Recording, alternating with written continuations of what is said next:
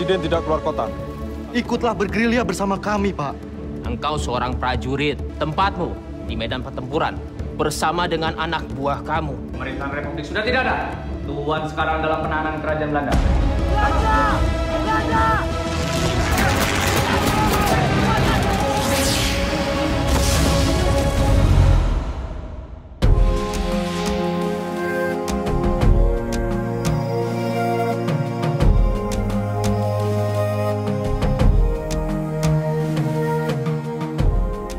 Hai Dimensi Lover, apa kabar semuanya? Semoga diberikan kesehatan selalu untuk kalian semua. Guys, melihat cuplikan tadi, kalian pasti nggak bisa ngebayangin jika pada saat itu kita terlahir di masa penjajahan. Untuk itu, bersyukurlah bagi kita semua sekarang hidup dalam keadaan merdeka dan tinggal meneruskan apa yang menjadi perjuangan nenek moyang kita, yaitu pahlawan pendiri bangsa ini.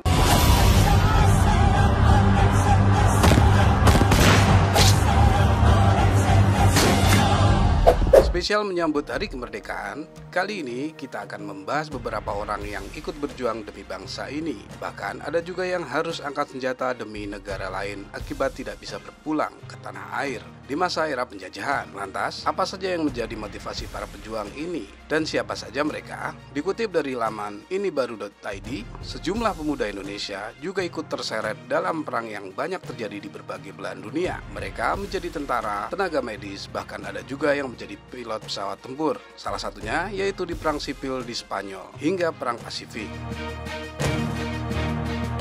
Hal ini mereka lakukan lantaran tak bisa pulang ke Indonesia. Ada pula yang angkat senjata untuk bangsa lain karena sukarela. Nah, inilah beberapa warga Indonesia yang ikut angkat senjata untuk bangsa lain. Namun, sebelum lanjut, sekali lagi jangan lupa bantu admin untuk membangun channel ini dengan cara subscribe, like, dan tulis pendapat kalian di kolom komentar. Thank you. Kita harus melawan!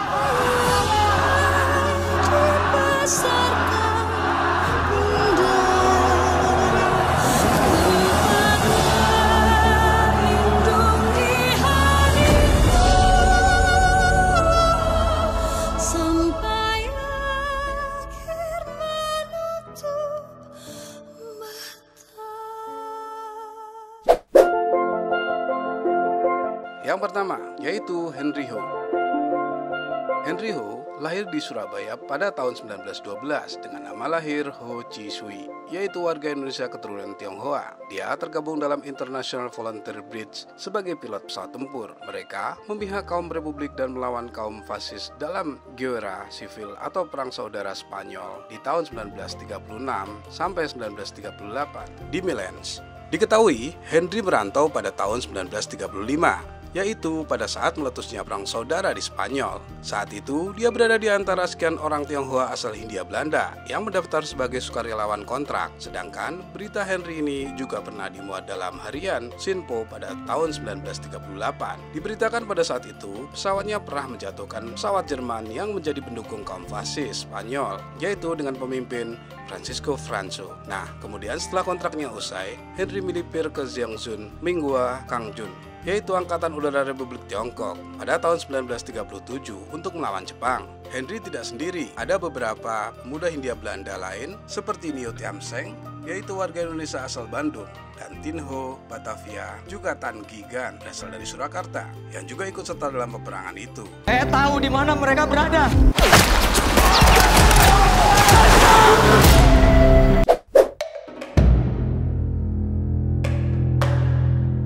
Yang kedua, Theo Oenbeek. Jika Henry Ho menjadi pilot pesawat tempur dalam Perang Saudara Spanyol, maka Dr. Theo Oenbeek berada di garda terdepan medis. Pemuda yang lahir pada 1906 itu pernah menimba ilmu kedokteran di Netherlands Indies Artsen School pada era 1920-an. Setelah dia lulus dari sekolah kedokteran pribumi, dia melanjutkan studinya ke Amsterdam, Belanda. Di sana, dia mendirikan Serikat Peranakan Tionghoa Indonesia, yaitu dalam Chinese Migrant and Internationalism Forgotten Histories di tahun 1917 hingga 1945, mencatat bahwa Theo tidak ikut pulang ke Hindia Belanda bersama teman-temannya pada masa pergerakan. Dia lebih memilih bergabung dengan pihak Republik Spanyol melawan fasis. Dia merawat korban perang, baik dari sipil maupun militer. Ternyata tak hanya Tio yang punya andil di negeri asing. Beberapa dokter dan staf medis rumah sakit Jang Sengji atau yang sekarang yaitu Rumah Sakit Husada Jakarta Pusat juga ikut dikirim dalam perang Sino-Jepang di Tiongkok. Mereka berangkat dengan biaya sumbangan para tokoh anti Jepang.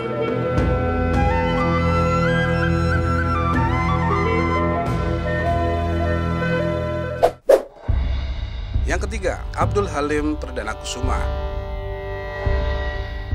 Abdul Halim lahir di Sampang, Madura, tepatnya pada tanggal 18 November 1922. Dia meniti karir di Konichiel Marine atau Angkatan Laut Belanda di Moderlus, Surabaya. Dalam Perang Pasifik melawan Jepang, Halim yang berperan sebagai operator torpedo saat itu, beliau nyaris tewas. Kapalnya tenggelam karena serangan Jepang di dekat pantai Cilacap. Dia akhirnya ikut rombongan serdadu Belanda yang menyelamatkan diri ke India. Kemudian, bakat lukis yang dimilikinya berhasil menarik perhatian Panglima Komando Armada Asia Tenggara, Lord Louis Mountbatten.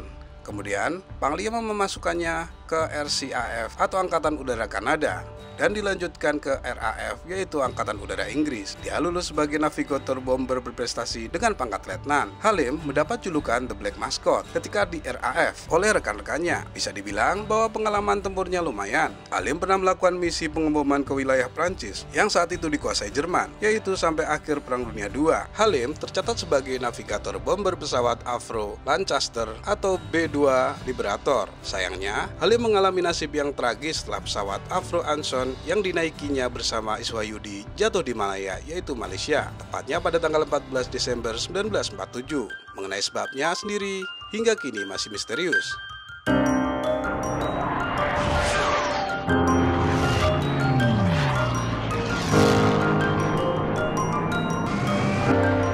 Yang keempat, Irawan Sujono.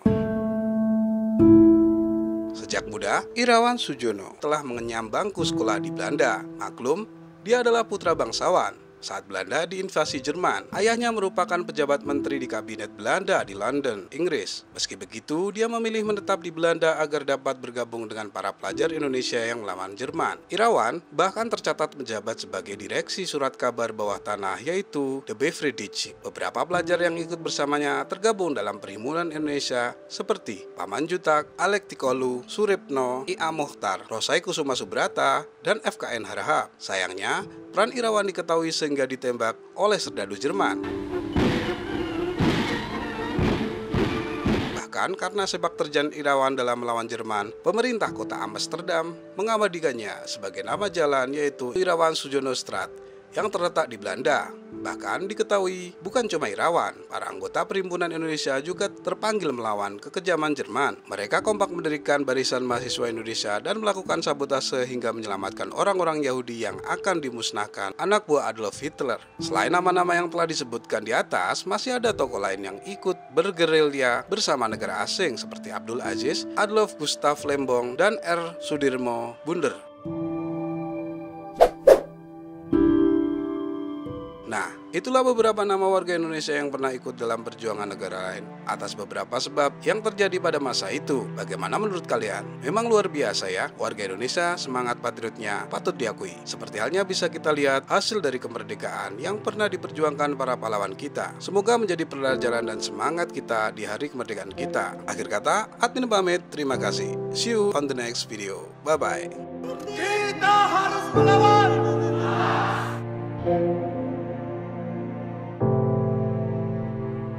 Thank you.